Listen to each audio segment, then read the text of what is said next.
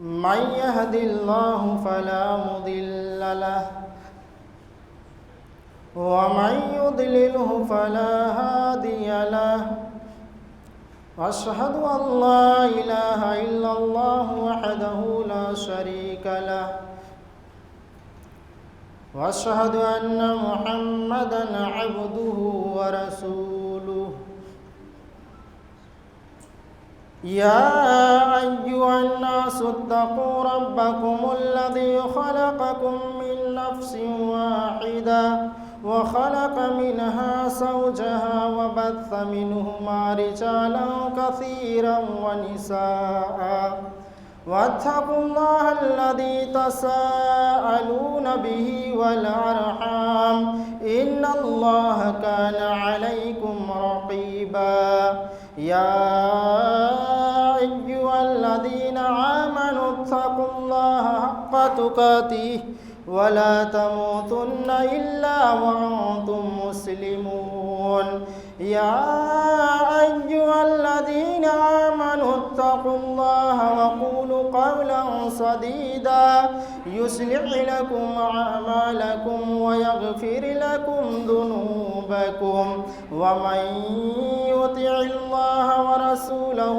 فقد فاز فوزا عظيما أما بعد فإن خير الحديث كتاب الله وخير الهدي هدي محمد صلى الله عليه وسلم وشر الأمور محدثاتها وكل محدثة بدعة وكل بدعة ضلالة وكل ضلالة في النار فأعوذ بالله من الشيطان الرجيم بسم الله الرحمن الرحيم قاف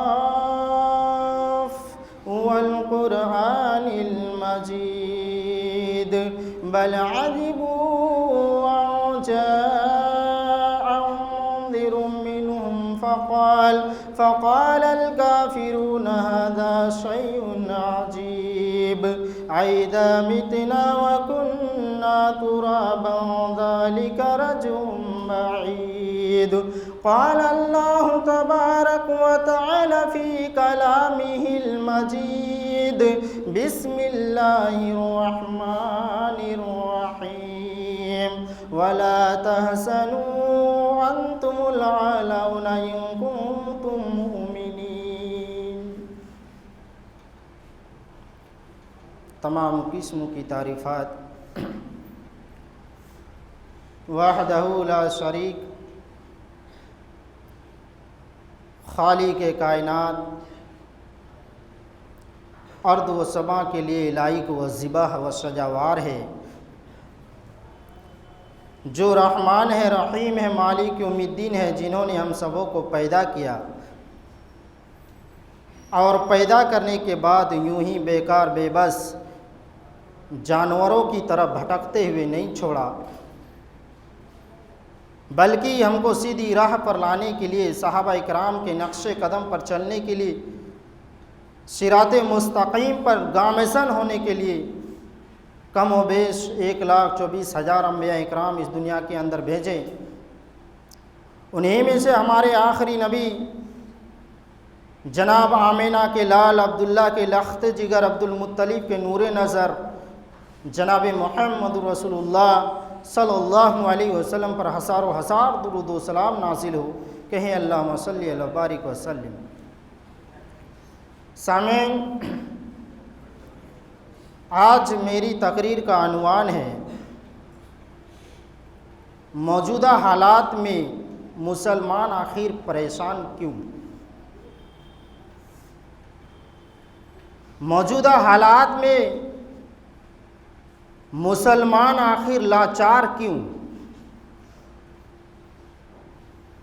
سامعین، جس ٹاپک پر، جس موضوع پر آج میں بحث کروں گا، یاد آ رہا ہے کہ اس سے پہلے بھی شاید اس موضوع پر کچھ باتیں ہوئی۔ آپ کی یادداشت کو تازہ کرنے کے لیے پھر سے میں یہ ٹاپک ریپیٹ کروں گا اور اللہ سے دعا کریں کہ اللہ رب العالمین ہمیں سچ بات اور صحیح بات کہنے کی توفیق عنایت فرما، آمین۔ سامعین، حالت حاضرہ پر جب نظر دوڑاتے ہیں تو ہمیں بڑا افسوس ہوتا ہے۔ مسلمان پریشان نظر آ رہی ہے، لاچار نظر آ رہے ہیں، مجبور ہیں۔ آج مسلمان محفوظ نہیں ہیں۔ آج مسلمانوں کی ماں اور بہنوں کی عزت و آبرو محفوظ نہیں ہے۔ آج مسلمانوں کو چلتی ٹرینوں میں گولیوں سے اڑا دیا جا رہا ہے۔ آپ کو تو یہ خبر مل ہی گئی ہوگی، ایک ٹرین جے پور سے ممبئی جاتی ہے، اس ٹرین کے اندر 4 مسلمان بیٹھے ہوئے رہتے ہیں۔ میں پوچھتا ہوں ان کا قصور کیا تھا کہ ان کو گولیوں سے اڑا دیا گیا۔ مسلمان آخر پریشان کیوں ہیں، مجبور کیوں ہیں؟ آج اس ٹاپک پر میں بحث کروں گا۔ سامعین، اس وقت ہم جس ماحول سے گزر رہے ہیں وہ ماحول بڑا نازکتا دور ہے۔ بڑا مشکل تو یہ ہے، ایک چیز یہ ہوتی تھی کہ اگر آپ کے اوپر مظالم ڈھائے جا رہے ہیں تو آپ اس جرموں کو بیان کر سکتے تھے، اس کی آزادی تھی۔ لیکن اس وقت ہم جس ماحول سے گزر رہے ہیں وہ یہ ہے کہ اگر کوئی آپ کو مار رہا ہے تو آپ کو مار کھانا ہی پڑے گا، اور اگر مار کھانے کے بعد اگر آپ نے یہ کہہ دیا کہ بھائی مجھے مارا کیوں جا رہا ہے، میرا قصور کیا ہے، تو اس پوچھنے پر بھی آپ کو قصور مجرم قرار دیا جائے گا کہ آپ نے یہ سوال ہم سے کیا کیوں ہے۔ یہ صورتحال ہے اس وقت ہمارے ملک کی۔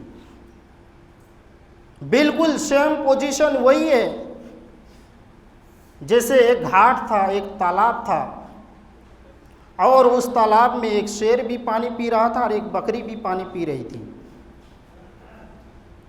تو شیر جہاں سے پانی پی رہا تھا وہاں سے بہتا ہوا پانی بکری کے پاس آ رہا تھا، تو بکری بھی پانی پی رہی تھی۔ شیر وہاں پانی پی رہا ہے، بکری یہاں پانی پی رہی ہے، تو ظاہر سی بات ہے جب شیر پیے گا تو اس کا جھوٹا پانی بکری کے پاس آئے گا۔ تو جھوٹا پانی بکری کے پاس آ رہا تھا تو بکری بھی پی رہی تھی۔ جب دونوں نے پانی پی لیا، جب دونوں پانی پی چکے تو شیر نے الٹا بکری سے کہا، اے بکری تو نے میرے پانی کو جھوٹا کیوں کیا؟ بکری نے کہا کہ ہے جنگل کے راجا، ہے جنگل کے سردار، آپ بھی عجیب بات کر رہے ہیں۔ پانی کو میں نے کہاں جھوٹا کیا؟ پانی تو آپ کی طرف سے جھوٹا ہو کر کے میرے پاس آ رہا تھا، میں نے تو آپ کا جھوٹا پانی پیا ہے، اور آپ کہہ رہے ہیں کہ میرے پانی کو جھوٹا کیوں کیا؟ شیر نے کہا کہ اچھا، اب تیری اتنی مجال، اب تیری اتنی ہمت کہ تم مجھ سے منہ لڑا رہی ہے، مجھ سے منہ چلا رہی ہے۔ گیا اور اپنے پنجوں سے اس بکری کو پھاڑ ڈالا اور پھر اس کو کھا گیا۔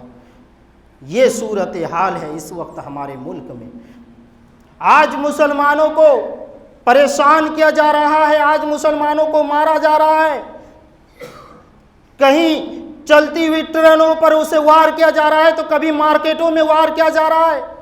آج مسلمان محفوظ نہیں ہے، آج مسلمانوں کی ماں اور بہنوں کی عزت و آبرو محفوظ نہیں ہے۔ ہم مسلمان اتنے لاچار کیوں ہو گئے ہیں؟ ہم مسلمان اتنے پریشان کیوں ہیں؟ ہم مسلمان اتنے بے بس کیوں ہیں؟ ہم مسلمان اتنے مجبور کیوں ہیں؟ سب سے بڑی وجہ کیا ہے اس کی میرے بھائیوں؟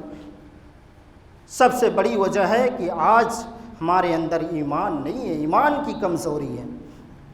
اللہ نے 1400 سال پہلے یہ اعلان کر دیا کہ وَلَا تَهِنُوا وَلَا تَحْزَنُوا وَأَنْتُمُ الْأَعْلَوْنَ إِن كُنتُم مُؤْمِنِينَ کہ اے مسلمانوں تم رنجیدہ مت ہو، تم غمگین مت ہو، وَلَا تَحْزَنُوا تم مایوس مت ہو، وَأَنْتُمُ الْأَعْلَوْنَ ہم ہی تم کو بلند بنا دیں گے، ہم تم کو صاحب حکومت دے دیں گے، ہم تمہیں سرداری بنا دیں گے۔ لیکن شرط لگا دی کہ ان کنتم مؤمنین، پہلے اپنے اندر ایمان کو پیدا کر لو، پہلے تم مومن بن جاؤ۔ سامعین، اب اس آیت کی مفہوم مخالف نکالیے تو کیا ہو رہا ہے؟ مفہوم مخالف کہتے ہیں الٹا مفہوم نکالنا، اس کا الٹا اپوزٹ۔ اللہ نے کیا کہا کہ تم بلند رہو گے، تم سردار رہو گے، تم عزت دار رہو گے، لیکن شرط کیا ہے؟ پہلے تم مومن بن جاؤ۔ اب اس کا الٹا مفہوم نکالیے، کیا ہو رہا ہے؟ آج ہم سب سے زیادہ ذلیل ہیں، آج ہم سب سے زیادہ رسوا ہیں، سب سے زیادہ بے بس ہیں، سب سے زیادہ لاچار ہیں، سب سے زیادہ مجبور ہیں، سب سے زیادہ پریشان ہیں۔ وجہ کیا ہے؟ ایمان ہمارے اندر نہیں ہے۔ اگر ایمان ہوتا تو یہ ہو ہی نہیں سکتا تھا۔ آج مسلمان ذلیل ہے، آج مسلمان پریشان ہے، جبکہ آپ دنیا میں معائنہ کیجئے تو مسلمان کسی سے پیچھے نہیں ہے۔ اجتماعی طور پر بھی مسلمان سب سے آگے ہے اور انفرادی طور پر بھی مسلمان سب سے آگے ہے۔ آپ اجتماعی طور پر دیکھیں کہ دنیا کی سب سے امیر ملک کون سی ہے؟ انڈیا تھوڑی ہے، نہیں پاکستان ہے، نہیں امریکہ ہے، نہیں سری لنکا ہے، نہیں انگلینڈ ہے۔ دنیا کی سب سے امیر ملک اگر کوئی ہے تو وہ ہے کویت۔ کویت یہ مسلمانی ملک ہے، دنیا کی سب سے امیر ملک ہے۔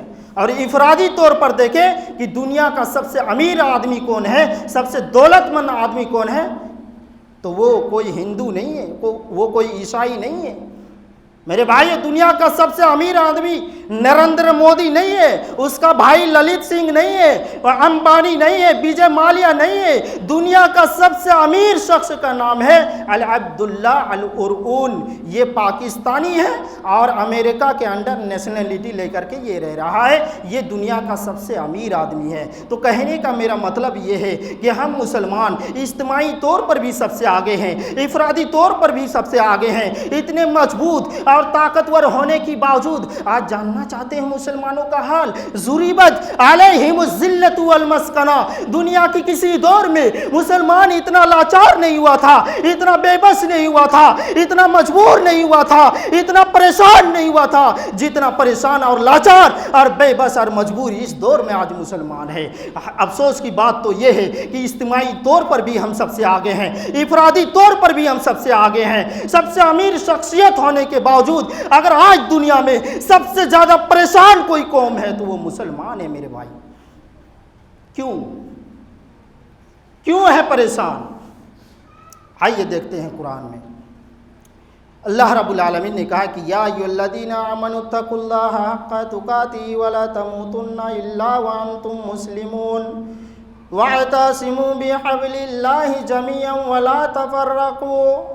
میرے بھائیو، قرآن نے تو یہ بتایا تھا کہ اے مسلمانوں، تمہاری مضبوطی کا، تمہاری قوت کا، تمہاری طاقت کا دنیا تم کو لوہا اس وقت مانے گی جب تم آپس میں ایک ہو جاؤ گے اور اللہ کی رسی کو مضبوطی سے پکڑ لو گے۔ وَلَا تَفَرَّقُوا، اور آپس میں اختلاف نہیں کرو گے، آپس میں فرقوں میں نہیں بٹو گے، ٹولیوں میں نہیں بٹو گے، ٹکڑوں میں نہیں بٹو گے۔ یہ راز بتایا تھا قرآن نے بلند ہونے کا، کیا کہ قرآن کو مضبوطی سے پکڑ لو۔ اللہ کی رسی سے مراد قرآن ہے، قرآن کو مضبوطی سے پکڑ لو اور آپس میں اختلاف مت کرو، آپس میں فرقوں میں مت بٹو، ہم تمہیں بلندی دے دیں گے۔ آج ہمیں بلندی نصیب نہیں ہے۔ کیونکہ آج ہم فرقوں میں بٹ گئے ہیں۔ بھائی، ہم کون ہیں؟ اہل حدیث۔ تم کون ہو؟ دیوبندی، حنفی۔ تم کون ہو؟ بریلوی۔ تم کون ہو؟ شیعہ۔ تم کون ہو؟ کوئی رضوی، کوئی چشتی، کوئی قادری۔ یہ سب ہم فرقوں میں بٹ گئے ہیں۔ میرے پیچھے تمہاری نماز نہیں، تمہارے پیچھے میری نماز نہیں، میری مسجد میں تیری نماز نہیں، تیری مسجد میں میری نماز نہیں۔ جب ان تمام خرافاتوں میں ہم پڑے تو اللہ رب العالمین نے ہمیں یہ دین بھی دکھا دی۔ لوگوں دیکھو، جس زمین کے ٹکڑے پر تم نے سبحان ربی الاعلیٰ ہونے کا اعلان کیا تھا اور جس زمین کے سینے پر تمہاری پیشانی ہمارے سامنے جھکی، آج اسی سرزمین پر مورتیوں کی پوجا ہوگی، آج اسی سرزمین پر دیوی دیوتاؤں کی پوجا ہوگی۔ مسلمانوں، جس زمین کے ٹکڑے پر تم نے سجدہ کیا اور سبحان ربی الاعلیٰ ہونے کا اعلان کیا، آپ اسی سرزمین کے اوپر ایک اللہ کے ساتھ ہزاروں دیوی دیوتاؤں کو بٹھا کر کے لوگوں کو شرک کی طرف لے جائیں گے، اور یہ دن بھی تمہیں دیکھنا پڑیں گے۔ مسلمانوں، یہ تمہاری نا اتفاقی کا نتیجہ ہے۔ جب تم نے اللہ کی نہیں مانی تو اللہ کو بھی کوئی ضرورت نہیں ہے تمہاری۔ جب ہم نے اللہ کی نہیں سنی تو اللہ کو کیا ضرورت ہے ہماری؟ اب بھی وقت ہے مسلمانوں، اب بھی وقت ہے، بیدار ہو جاؤ۔ قرآن و حدیث کو مضبوطی سے پکڑ لو اور آپس میں اختلاف مت کرو، فرقوں میں مت بٹو۔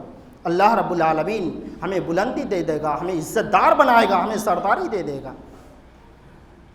آج مسلمان گاجر مولی کی طرح کاٹے جا رہے ہیں۔ گاجر مولی تو پھر بھی چھیل کے کاٹا جاتا ہے، ہم کو اس طرح سے مارا جائے گا کہ ہم کو چھیلا بھی نہیں جائے گا۔ جو مجرم ہوتا ہے اس سے آخری خواہش پر بھی پوچھی جاتی کہ بتائیے آپ کی کوئی آخری خواہش ہو تو۔ ہم کو آج کے ڈیٹ میں اس طرح سے مارا جا رہا ہے کہ ہم سے آخری خواہش پر بھی نہیں پوچھی جا رہی ہے۔ مسلمان اتنا لاچار اور بے بس اور مجبور ہو گئے ہیں۔ وجہ کیا ہے؟ ایمان کی کمزوری ہے میرے بھائی۔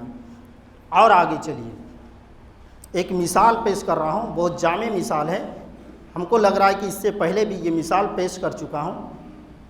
آپ کی یادداشت کو تازہ کرتا ہوں، غور سے سنیے گا۔ آپ نے کبھی پتنگ دیکھی ہے؟ پتنگ، اگر ہم کسی سے پوچھیں کہ پتنگ دیکھے ہو، کہیں گے ارے مولوی صاحب دیکھنا تو چھوڑیے، ہم نے اڑائی ہے۔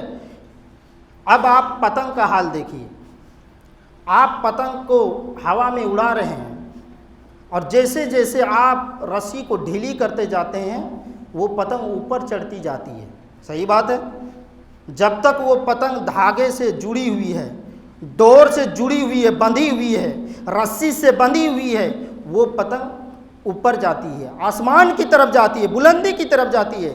لیکن جیسے ہی دوسری پتنگ والے اپنی پتنگ کی رسی سے اس کی پتنگ کی رسی کو کاٹ دیتا ہے تو پھر آپ یہ بتائیے کہ وہ پتنگ آسمان کی طرف کیوں نہیں جاتی ہے؟ پھر وہ ہچکولے کھاتے ہوئے، جمپنگ کرتے ہوئے وہ پھر زمین کے اوپر کیوں آ جاتے ہیں؟ اور آپ نے یہ بھی دیکھا ہوگا کہ آپ چاہے جتنے بھی اوپر پتنگ کو اڑا لیجئے، اگر آپ نے بھی وہیں سے پتنگ کو چھوڑ دیا، رسی کو چھوڑ دیا، تو وہ پھر پتنگ آسمان کی طرف نہیں جاتی ہے، وہیں سے وہ ہچکولے کھاتے ہیں، جمپنگ کرتے ہوئے وہ زمین کے اوپر آ جاتے ہیں۔ اور پھر جب وہ زمین کے اوپر آتی ہے تو زمین کے چھچورے لڑکے، زمین کے اوباش قسم کے لڑکے، اپنے ماں باپ کے غلط تربیت سے پیدا ہونے والے یہ نسل، شکشا و تعلیم سے دور رہنے والی یہ نسل اس پتنگ کو دور سے دیکھتی ہے، اندازہ لگا لیتی ہے کہ یہ پتنگ کتنی دور پر گرے گی، وہیں سے وہ بھاگنا شروع کرتے ہیں اور پھر اس پتنگ کو لوٹنے کے لیے 10-15 لڑکے اس پر ٹوٹ پڑتے ہیں اور پھر اس پتنگ کو ٹکڑے ٹکڑے کر دیتے ہیں، اس کو چیر دیتے ہیں۔ میرے بھائیوں، میں یہ کہنا چاہتا ہوں کہ پتنگ کا حال ایسا کیوں ہوا؟ پتنگ آسمان میں کیوں جا رہی تھی؟ وہ بلندی کی طرف کیوں اڑ رہی تھی؟ جب تک وہ اپنی رسی سے جڑی ہوئی تھی، جب تک وہ اپنے دھاگے سے جڑی ہوئی تھی، جب تک وہ اپنی بنیاد سے جڑی ہوئی تھی، وہ آسمان کی طرف جا رہی تھی، وہ بلندی کی طرف جا رہی تھی۔ لیکن جب اس نے اپنی رسی سے کنیکشن توڑ لیا، جب اس نے اپنی رسیوں سے رشتہ توڑ لیا تو پھر وہ زمین کے اوپر آ گئی، اور جب وہ زمین کے اوپر آ گئی تو زمین کے چھچورے لڑکے نے اس کو ٹکڑے ٹکڑے کر دیا، ان کو چیر ڈالا، اس کو پھاڑ ڈالا۔ مسلمانوں، تم جس اسلام سے جڑے ہوئے ہو اس کی رسی، اس کی ڈور قرآن کریم ہے، تم قرآن کریم کو مضبوطی سے پکڑ لو۔ رب کائنات کی قسم، تم بلند کی طرف جاؤ گے، تم عزت دار بن جاؤ گے، تمہیں ہی سرداری ملے گی۔ اور یہ میں دعوے کے ساتھ کہتا ہوں کہ دنیا کی جس قوم نے قرآن کو مضبوطی سے پکڑا وہ بلندی پر چڑھتے گئے، جاتے گئے، لیکن جب اس نے قرآن سے اپنے رشتے کو چھوڑا تو ظاہر سی بات ہے جب کوئی اپنی رسی سے رشتہ توڑ لے، جب کوئی اپنی ڈور سے رشتہ توڑ لے تو پھر وہ زمین کے اوپر آ جاتی ہے۔ آج ہم نے بھی اور آپ نے بھی قرآن سے رشتہ توڑا ہے تو بلندی کہاں سے نصیب ہو؟ ہمیں زمین کے اوپر آنا ہے، اور جب ہم آج زمین پر آ گئے تو زمین کے چھچورے لڑکے آج ہم کو چیر رہا ہے، آج ہم کو پھاڑ رہا ہے، آج ہم کچھ نہیں کر پا رہے ہیں۔ جیسے اس پتنگ کو رسی سے جب وہ کنیکشن توڑ لی اس نے، تو جیسے وہ پتنگ زمین کے اوپر آ گئی تو اس کو توڑ ڈالا، لوگوں نے اس کو پھاڑ ڈالا۔ ایسے ہی اللہ کے نبی نے فرمایا کہ اے میرے صحابہ، یوشک الامم ان تدع علیکم کما تدع العقلۃ علی کساتھا، اے میرے صحابہ، دنیا کی ساری قومیں تم پر ایسے ٹوٹ پڑیں گی، ایسے ٹوٹ پڑیں گی جیسے بھوکے لوگ دسترخوان پر ٹوٹ پڑتے ہیں، ایسے ہی بھوکے بھیڑیے تمہارے اوپر ٹوٹ پڑیں گی اور پھر تم کو نوچے گی، تم کو کو کھا جائیں گی اور پھر تم کو وہ جہاں چاہے گی لے جائے گی، جو کروانا چاہے گی کروائے گی۔ صحابہ نے پوچھا اے اللہ کے نبی کیا اس وقت ہم تعداد میں کم ہوں گے؟ کیا ہماری تعداد کم ہوگی؟ اللہ کے نبی نے فرمایا نہیں اے میرے صحابہ، تمہاری تعداد بہت زیادہ ہوگی، تمہاری تعداد بہت زیادہ ہوگی، تم تعداد میں بہت ہوں گے لیکن سمندر میں جھاگ کے مانند ہوں گے، سمندر میں جھاگ کے مانند ہوں گے۔ جیسے سمندر کے کنارے تنکے پڑے ہوتے ہیں، ایک لہر آتی ہے اور سارے تنکوں کو بہا کر لے جاتی ہے، ایسے ہی تم لوگ اختلاف میں شکار رہو گے، فرقوں میں بٹے ہوئے رہو گے، اور دنیا کی وہ ساری قوم تم کو جدھر چاہے گی لے جائے گی، جو کروانا چاہے گی کروائے گی، اور تم وہ ساری کام شوق سے کرو گے، کچھ نہیں کر پاؤ۔ مسلمانوں اب بھی وقت ہے، بیدار ہو جاؤ، ہوش میں آؤ، قرآن و حدیث کو مضبوطی سے پکڑ لو۔ آج ہم نے اور آپ نے قرآن سے رشتہ توڑ لیا ہے، قرآن کو پس پشت میں ڈال دیا ہے، الماریوں کے اندر بند کر کے رکھ دیا ہے۔ اگر ہم کسی سے پوچھیں، نوجوان سے اگر ہم پوچھیں کہ بھائی آپ کے گھر میں قرآن ہے، تو کہیں گے ارے مولوی صاحب کیسی بات کر رہے ہیں آپ، الحمدللہ میری شادی 10 سال پہلے ہوئی ہے۔ لڑکی کہتی ہے میرے باپ نے میری شادی پر قرآن دیا ہے، میں نے اس کو الماری کے اندر حفاظت کے ساتھ بند کر کے رکھ دیا۔ اگر کہیں گے بھائی کھولا کیوں نہیں، کہے گا کہ ارے بھائی ہم بے وقوف ہیں جو اللہ کے کلام کو کھول کر کے گندہ کریں، اس لیے کہ اس بے وقوف باپ نے بیٹی کی شادی میں قرآن دیا ہے، بیٹی کی زندگی میں قرآن نہیں دی۔ اگر وہ بیٹی کی زندگی میں قرآن دیا ہوتا تو آج اس کی بیٹیاں گھروں کو جنت بناتی، سڑکوں کو آباد نہیں کرتی۔ آج ہماری ماں اور بہنیں، آج ہماری لڑکیاں سڑکوں کو جنت بناتی ہے اور اپنے گھروں کو جہنم بنا رہی ہے۔ لہذا جہیز کی آگ پر آج لڑکیاں روزانہ جلائی جا رہی ہے، آج لڑکیاں روزانہ ماری جا رہی ہے، کبھی جہیز کے نام پر ٹارچر کر کے اس کو پھانسی پر لٹکایا جا رہا ہے۔ سب سے بڑی وجہ ہے میرے بھائیوں، آج ہم نے اپنی اولاد کو، آج ہم نے اپنے لڑکوں کو، آج ہم نے اپنی لڑکیوں کو قرآن سے دور رکھا ہے، حدیثوں سے دور رکھا ہے۔ آج ہم اور آپ برا مت مانیے گا، آج ہم اور آپ اپنی لڑکیوں کو اور اپنے لڑکوں کو زیادہ ترجیح دیتے ہیں کہ وہ یونیورسٹی میں پڑھے، جا کر کے جہاں مرد اور عورت ایک ساتھ پڑھتی ہو، جا کر کے ہم وہاں پر لڑکیوں کو پڑھائے، لیکن ہماری یہ جرأت نہیں ہوتی ہے کہ ہم اپنی لڑکیوں کو قرآن پڑھائے۔ میرے بھائیوں قرآن کو مضبوطی سے پکڑو، قرآن کو مضبوطی سے پکڑ لو، تم کامیابی رہو گے اور فرقوں میں مت بٹو۔ خلاصہ کلام یہ ہے کہ ہمیں ضرورت ہے قرآن و حدیث کو مضبوطی سے پکڑنے کا، اور فرقوں میں نہیں بٹیں گے، اختلاف نہیں کریں گے، اور وَاعْتَصِمُوا بِحَبْلِ اللَّهِ جَمِيعًا وَلَا تَفَرَّقُوا کو اپنا آئیڈیل اور نمونہ بنانا پڑے گا۔ اور یا ایھا الذین آمنوا فی السلم کافہ کے تحت مکمل ہمیں اسلام میں داخل ہونا پڑے گا، تو انشاءاللہ وَلَا تَهِنُوا وَلَا تَحْزَنُوا وَأَنْتُمُ الْأَعْلَوْنَ إِن كُنتُم مُؤْمِنِينَ کا مشن پورا ہو جائے گا، اور دشمنوں کے خلاف ہم پر کوئی سازشیں نہیں رچی جائیں گی، انشاءاللہ ہم ان سے محفوظ رہیں گے۔ اللہ رب العالمین ہمیں بلندی عطا کرے گا، اللہ رب العالمین ہمیں عزت دار بنائے گا، اللہ رب العالمین ہمیں صاحب حکومت بنائے گا۔ آخر میں اللہ تعالیٰ سے دعا گو ہوں کہ اے بار الہ ہم تمام لوگوں کو قرآن و حدیث کو مضبوطی سے پکڑنے کی توفیق عنایت فرما۔ اے بار الہ جتنے بھی مسلمان پریشان ہیں تو ان کی حفاظت فرما، آمین۔ وآخر دعوانا الحمد للہ رب العالمین۔